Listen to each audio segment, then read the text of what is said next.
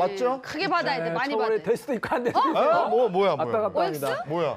자, 일반적으로는 당연히 사기죄로 처벌이 되는데 네. 이 피해 금액이 5억 원 이상이면 특경법으로 가중처벌이 돼요. 그리고 각종 서류를 위조했잖아요. 그건 네. 사무소 위조죄로 처벌되는 게 원칙이긴 합니다. 네. 네.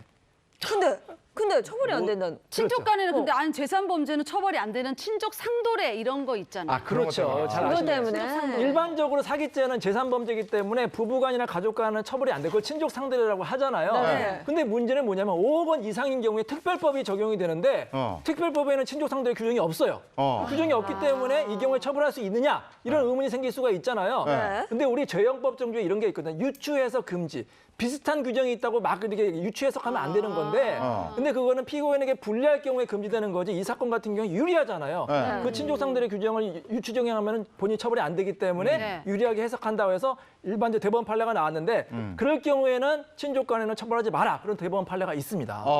자, 그러면 이 사건에서 처벌이 안 돼야 되는데 처벌이 됐잖아요. 왜 처벌됐느냐? 잘 보세요. 남편에 대한 사기는 처벌이 안 되지만 이건 또 누굴 속인 거예요? 금융회사를 속였잖아요. 회사. 금융회사에 대한 사기죄가 되고 또 문서도 위조했기 때문에 문서 위조죄로도 처벌이 되는 것입니다. 이게 남편도 속였지만 금융회사를 속였다. 그렇죠. 대여까지 데리고 대역 가서. 써서. 왜냐하면 아내가 결국엔 그 돈을 다 이제 쓰고 나서 갚지 않으면은 네. 남편은 이제 고소를 해서 남편이 책임이 없어지지만 결국에는 그 위험을 고스란히 금융권이 지게 돼 있는 거예요. 그렇기 때문에 금융권이 피해자가 될 수가 있는 거죠. 이거 실제 이 사건 어떻게 됐어요, 그럼? 네, 일단 60대 아내와 공범 5명에게는요. 다섯 명이나 네, 모두 실형이 다 선고가 이게 됐습니다. 무서운 여자네.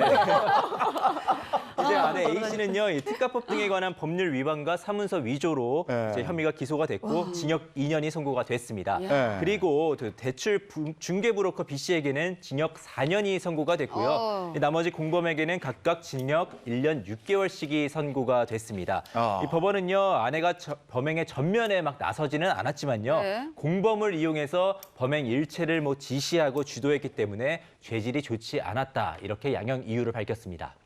근데 이렇게 심한 경우가 아니더라도 네. 그냥 흔히 뭐 남편이 사업 자금 같은 거 필요해서 부인 명의해서 대출하고 이런 거 있잖아요. 네네. 이런 관계는 어떻게 되는 건지 모르겠어요. 이게 사실 기본 대리권이 있는지 없는지가 중요한데 이렇게 네. 너무 법적으로 따지지 않더라도 네. 왜 이제 부부가 개인 사업하시는 경우들이 있어요. 네. 이럴 때는 부동산 뭐 임대차라든지 아니면 뭐 직원분들 급여를 지급하기 위함이라든지 그래서 남편분이 아내분의 또는 이제 서로 이제 뭐 인감 도장 그리고 뭐 OTP 공인인증서 매체들 이런 것들을 가지고 서로 통장을 쓰고 이런 경우가 있어요. 이럴 때는 나 몰래 대출을 받지 마라고 얘기를 했다 하더라도 사실 그 외부에서 봤을 때는 이미 부부가 공동으로 사용을 하고 있잖아요. 네, 맞아요. 그럴 때는 기본 대리권이 있었다고 보는 경우가 많아요. 그래서 실제로 이제 인감이라든지 뭐 신분증 이런 것들을 남편한테 줬다고 한다면 위임을 한 것처럼 인정이 되기 때문에 변제를 해야 되는 경우들이 종종 발생을 합니다. 그럼 배우자한테 뭐 나의 인증 매체를 위임한 적이 없어요. 근데 뭐 몰래 훔치거나 뭐 위조해서 이렇게 대출을 받았다면 어떻게 돼요? 그렇죠. 그게 바로 지금 사건 같은 거죠. 아까 아내분이 전국 방방곳곳을 막 돌아다니면서 맞아요. 또 비슷하게 생긴 사람을 이제 찾고 그리고